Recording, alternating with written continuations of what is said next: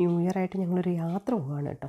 എന്ത് യാത്ര എന്നോ, വെക്കേഷൻ കഴിഞ്ഞ് നാട്ടിൽ നിന്ന് പോവാണ്, തിരിച്ച് ബാംഗ്ലൂരേക്ക് പോവാണ്. രാവിലെ 4 മണിക്ക് ഞങ്ങൾ ഇറങ്ങി.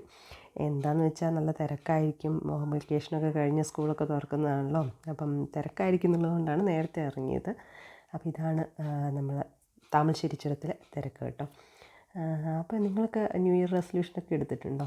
ഞാനും ഇന്ന കാര്യം ചെയ്യണം എന്നൊക്കെ ഒരു ഡിസംബർ ലാസ്റ്റ് ആകുമ്പോൾ പ്ലാൻ ചെയ്യുന്ന കൂട്ടത്തിലാണ്.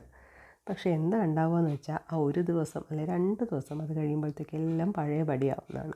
അപ്പോൾ ഇത്തവണ എന്താണെന്ന് വെച്ചാൽ പതിവിൽ നിന്നും വിപരീതമായിട്ട് ജനുവരി 1 എന്ന് പറയുമ്പോൾ ഈ യാത്രയാണ്. അപ്പോൾ തിരിച്ചെത്തി കഴിഞ്ഞാൽ എന്തായാലും ഒരു യാത്ര ക്ഷീണം ഉണ്ടാവും. അപ്പോൾ ജനുവരി 1 പ്രത്യേകിച്ച് ഒന്നും നടക്കാൻ പോകുന്നില്ല.